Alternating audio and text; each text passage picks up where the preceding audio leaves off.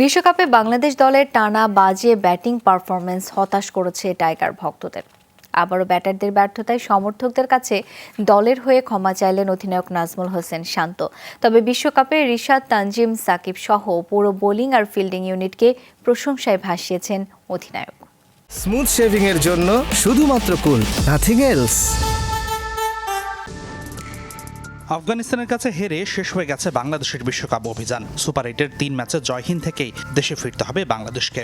আরও একটা হাতের নাগালে থাকা ম্যাচ ব্যাটারদের দায়িত্বজ্ঞানহীন আচরণে হাতছাড়া করল দল। সেমিফাইনালে যাওয়া তো হলোই না, উল্টো আফগানদের মামুলি টার্গেটটাও পেরোতে পারল না ব্যাটাররা। লিটনের ফর্মে ফেরার দিন ব্যর্থ ছিল বাকি সবাই। ব্যাটারদের দীনতায় বারবার বৃথায় যাচ্ছে বোলারদের দুর্দান্ত পারফরমেন্স। অন্য সবার মতোই হতাশ অধিনায়ক নাজমুল শান্ত। আমাদের প্ল্যান ছিল যদি আমরা ভালো শুরু করি, আর্লি উইকেট যদি আমাদের না পড়ে তাহলে আমরা ওই সুযোগটা নিব। বাট যখন আমাদের 3 উইকেট পড়ে গেল আর্লি, তখন আমাদের প্ল্যানটা ডিফারেন্ট ছিল যে কিভাবে আমরা ম্যাচটা জিততে পারি। তারপরে আমি বলবো যে মিডল অর্ডাররা ওইরকম ভালো ডিসিশন নেয়নি, যার কারণে আমার মনে হয় ম্যাচটা আমরা হেরে গেছি। পুরা ব্যাটিং গ্রুপটাই আমরা খুবই বাজে ডিসিশন নিয়েছি।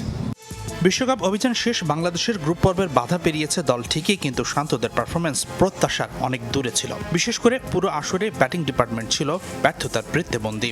আর তাই দেশে ফেরার আগে টাইগার ভক্তদের কাছে ক্ষমা চাইলেন শান্ত। আমরা অ্যাজ এ টিম হিসেবে পুরো বাংলাদেশের ফ্যানদের লেট ডাউন করেছি, যারা আমাদের খেলা ফলো করে বা আমাদেরকে সবসময় সাপোর্ট করেন, তাদেরকে আমরা লেট ডাউন করেছি। সো আমি টিমের পক্ষ থেকে অ্যাপোলোজাইজ। আমরা as a batting group specially আমরা দেশের মানুষকে ওরকম ভালো কিছু দিতে পারিনি, এটার জন্য অবশ্যই উই ফিল সরি।